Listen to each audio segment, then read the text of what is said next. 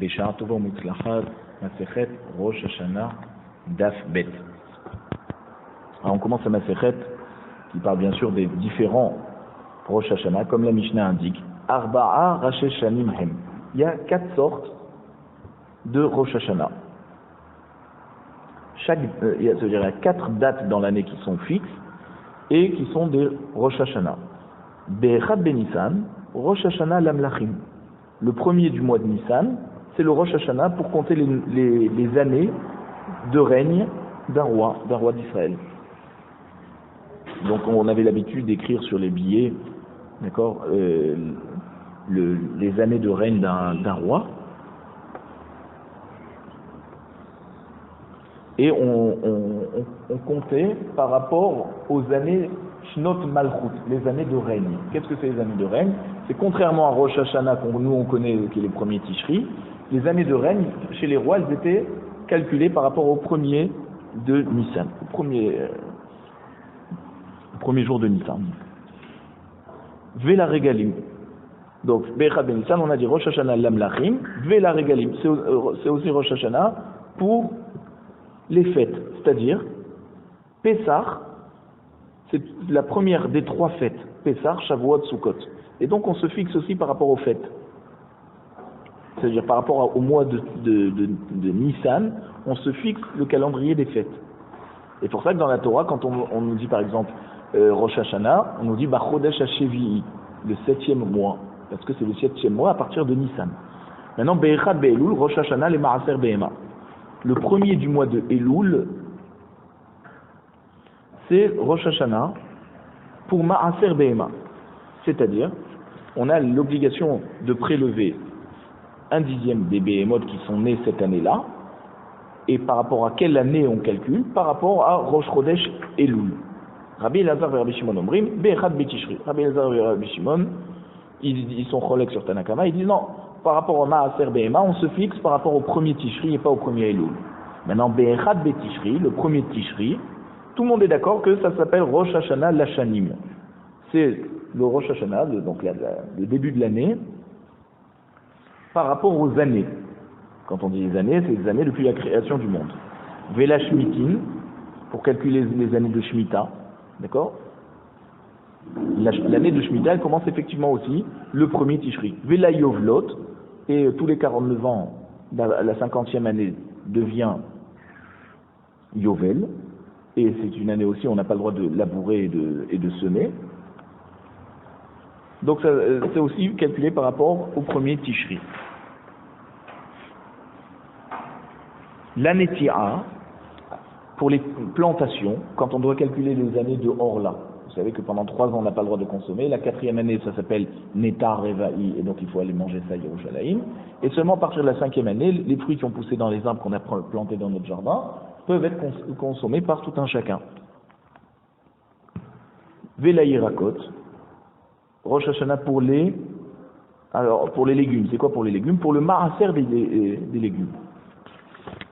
Donc si on a cueilli quelque chose avant le premier Tishri, on ne peut pas faire le Ma'aser de cette chose après le premier Tishri.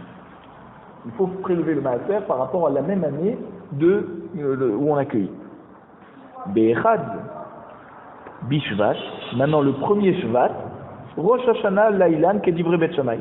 D'après Bet Shammai, c'est le Rosh Hashanah pour les arbres, c'est-à-dire les fruits de l'arbre. D'accord? Pareil, on n'a pas le droit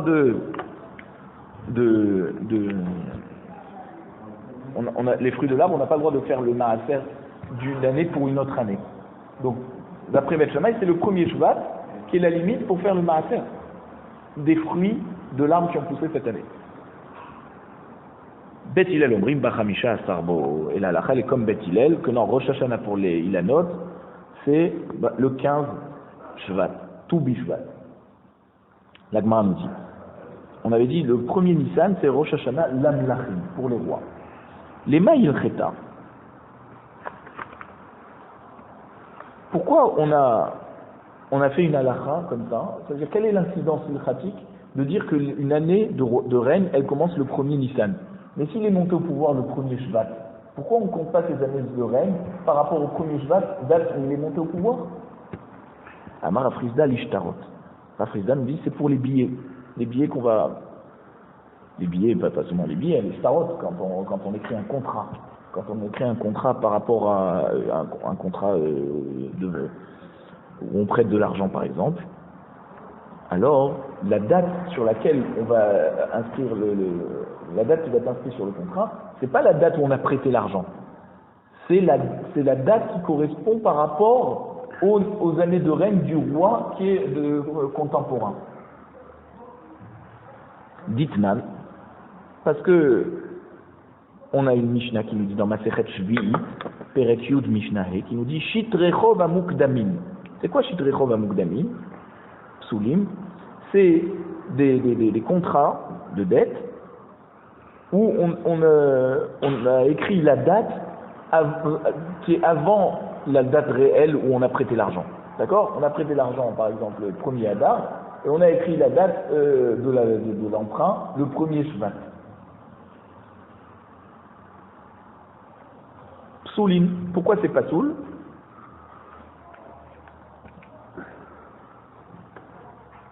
Parce que le problème, c'est que si on écrit la date plus tard, alors que l'emprunt s'est fait un mois plus tôt, d'accord? Alors lorsqu'on va arriver à la date de l'échéance et qu'on va aller récupérer un terrain, par exemple, il n'a pas de quoi payer, on va lui prendre un terrain qu'il a vendu. Maintenant, on va aller prendre ce terrain de la personne qui a acheté. Or, cette personne qui a acheté, elle a acheté par rapport à la date.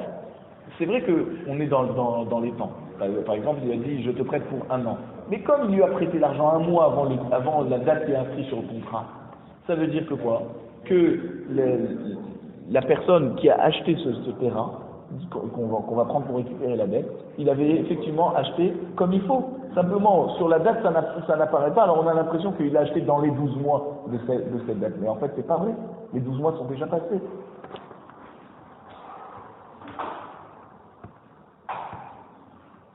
Donc c'est pour ça qu'on a dit pas soul. On n'a pas le droit de récupérer une dette qui a été inscrite sur un contrat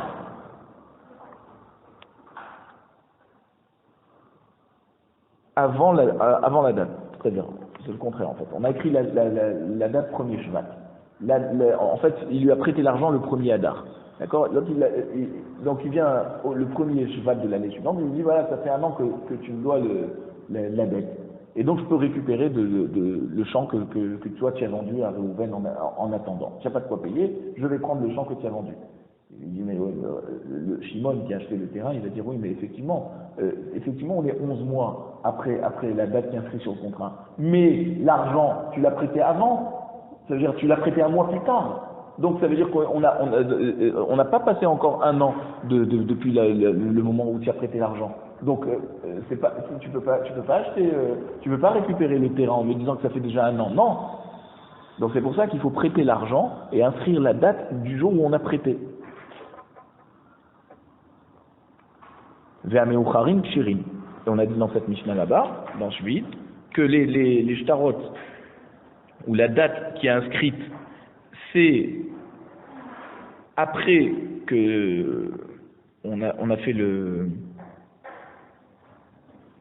on a réellement prêté l'argent. Kshirim. Pourquoi c'est kasher? Parce que dans ces shtarot, le malvé, le prêteur, d'accord, il peut pas récupérer son argent de manière malhonnête. Pourquoi? Parce qu'il peut récupérer l'argent seulement après la date qui est inscrite sur le contrat. D'accord? C'est-à-dire il pourra récupérer des biens que l'emprunteur aurait vendus seulement après la date du début du contrat. Et comme on écrit les dates par rapport aux années de règne du roi contemporain, et donc si jamais on va considérer les années de règne par rapport à la date, le jour où il est arrivé au pouvoir, alors on ne pourra pas savoir si le shtar il est mukdam ou meuchar. C'est-à-dire, on va donner un exemple. Imaginez un contrat où il y a écrit le mois de Kislev de la 3e année de tel roi.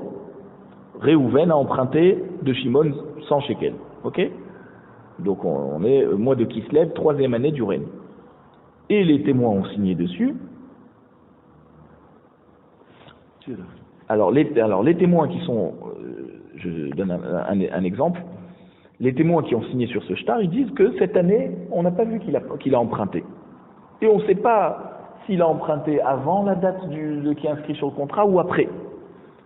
Mais ce qu'on sait, c'est qu'on l'a vu emprunter, sans shekel, au mois de Tammuz de cette 3e année du règne.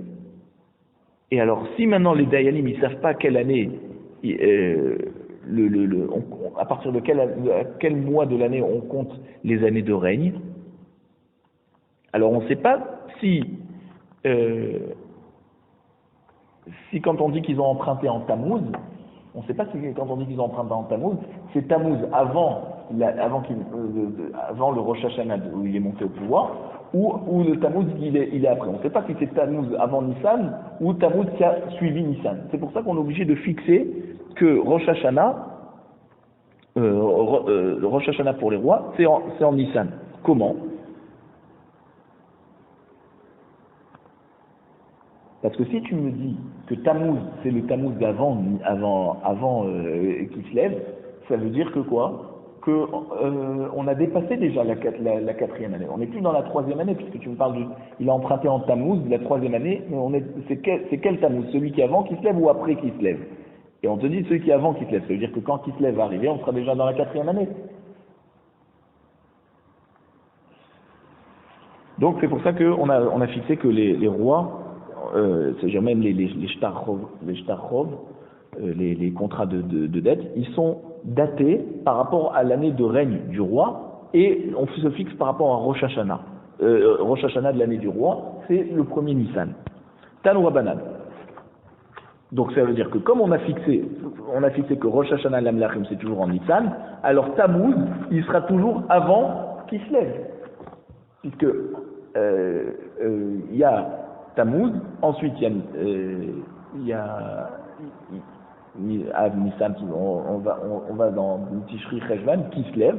Donc Tammuz est toujours avant qui se lève, puisqu'on a fixé que c'est la 3e année, c'est-à-dire le Tammuz qu'il a emprunté, d'accord, c'est toujours après le premier Nissan. Donc la 3e année du règne de ce roi, on a donné l'exemple, c'était donc le premier Nissan. 2 mois plus tard, il a emprunté et il doit rembourser en Kislev. D'accord, donc c'est Kislev qui suit Tammuz. Tanu Rabbanan. Meler She'amad be'esrim be'tisha be'adar. Donc un roi qui a commencé à régner le 29 Adar. Kivan shegia echad ben Nissan alta lo shana. Le lendemain, où on est le premier Nissan, eh ben c'est comme si qu'il a régné 1 an. En fait, qu'il a régné 15 jours. Mais comme il est monté au pouvoir le 29 Adar, le lendemain, c'est considéré comme si il a déjà régné 1 an. Ve'imlo amad ela be'echad ben Nissan en monin lo shana ad sheyagia Nissan acher. Et s'il a commencé à régner le premier Nissan, eh ben, quand c'est qu'on dira qu'il a régné 1 an, eh ben, Nissan l'année prochaine. Là, il aura une année complète. Donc, tu peux avoir un cas où d'un jour à l'autre, sur un jour de règne, on considère 1 an, et un autre cas où il faudra 1 an complet de règne pour qu'on considère qu'il y a 1 an qui est passé. Amarmar. Meler Shamad Be'esrim Betisha Be'adar, un roi qui a commencé à régner le 29 Adar, qui van shegia be'echad ben Nissan al taloshana. On a dit donc une braïta, dans la braïta qu'on vient de citer, le lendemain, le premier Nissan, c'est comme s'il a régné depuis 1 an.